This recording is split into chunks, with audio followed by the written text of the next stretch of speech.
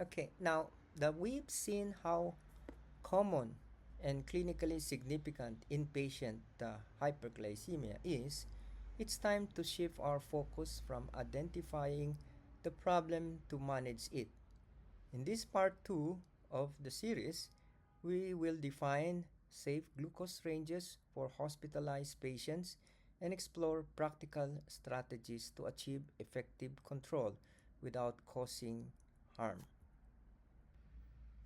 We now understand that high blood sugar during hospitalization is linked to poor outcomes, increase both morbidity and mortality.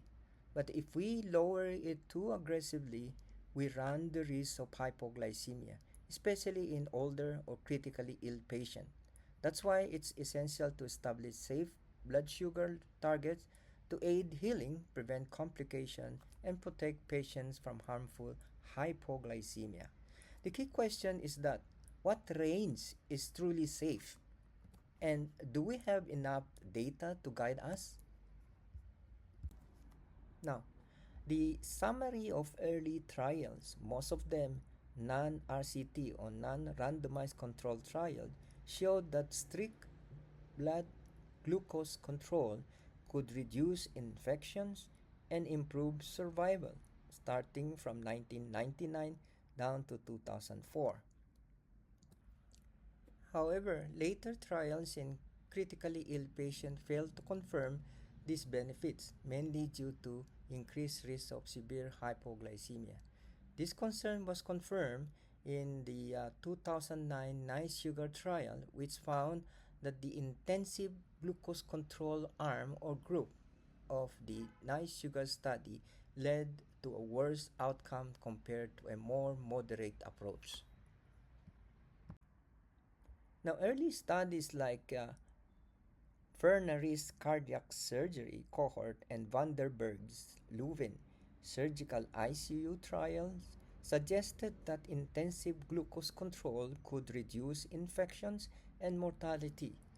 However, later trials, including Leuven Medical ICU, WSEP, which is done in septic shock patient, and glue control, showed mixed results and highlighted the dangers of hypoglycemia, especially in short stay or in septic shock patients.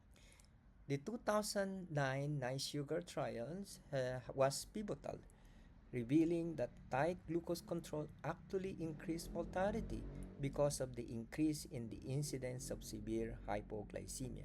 And since then, moderate glucose target, the range of 140 to 180 milligrams per deciliter, have become the safe standard in critical ill care.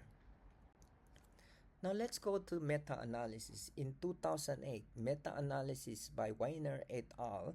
In JAMA reviewed randomized trial on a tight glucose control in critically ill adults.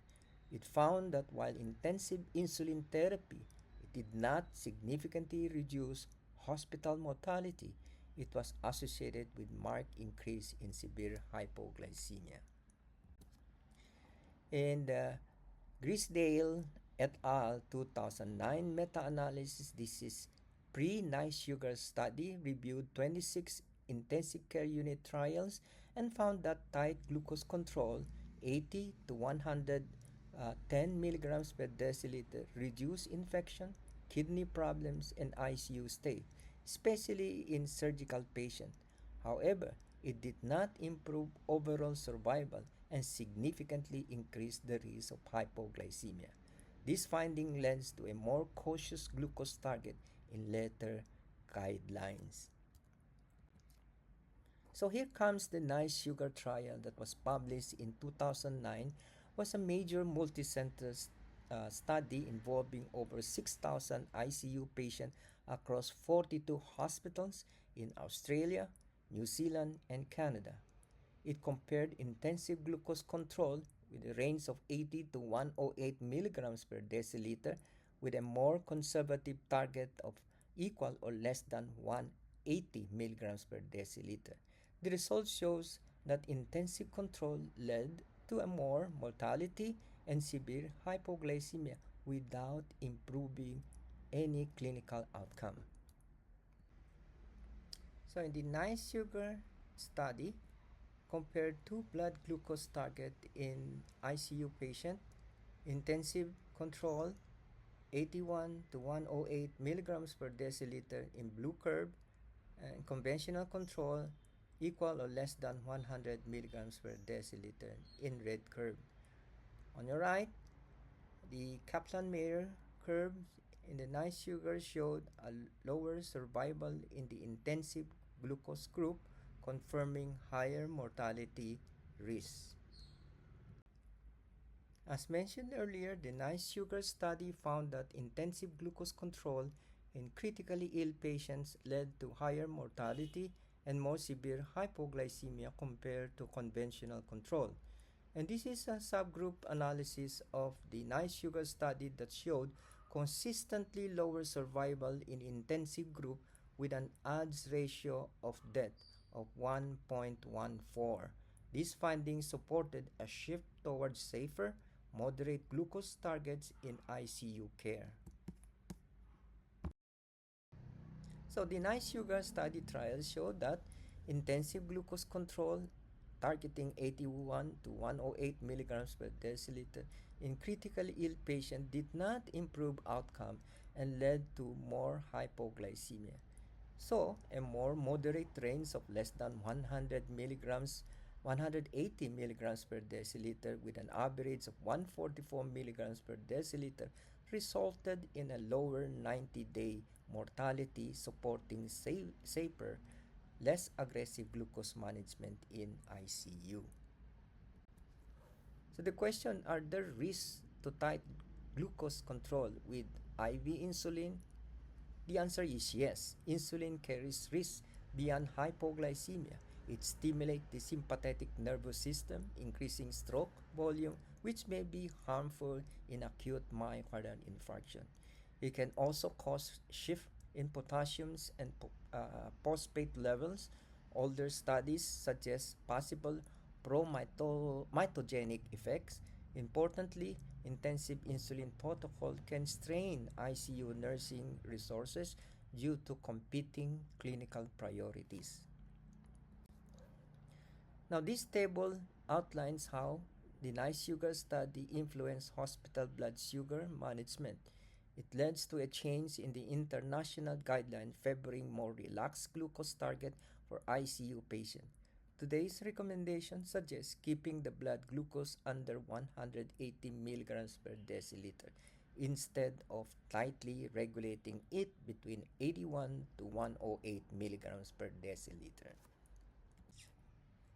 So with all this data, the American Diabetes Association and the American Association of Clinical Endocrinology have come up with a modified target glucose goal for both ICU and non-ICU patients. For ICU, glucose target of 140 to 180 milligrams per deciliter for most patients, and this is achieved with the use of IV insulin. For the non-ICU setting, no clear evidence for specific blood glucose goal, and this will be better accomplished by sub-Q insulin. In 2016, the American Diabetes Association recommended glucose target of 140 to 180 milligrams per deciliter for most patients with type 2 DM. However, glycemic target can be modified according to clinical status. Patients with terminal illness, a range of less than 180 to 200 milligrams per deciliter may be target.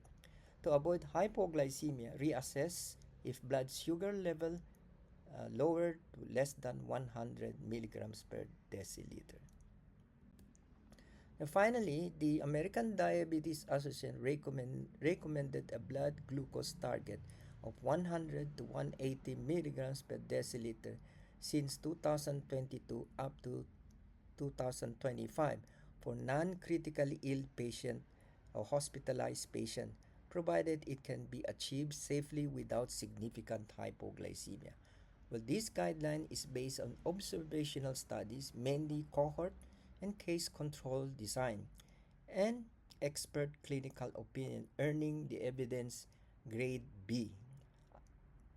Unlike critically ill patients, where large randomized controlled trials like nice sugar study provide strong data, there are no equivalent large RCTs for non-ICU population yet.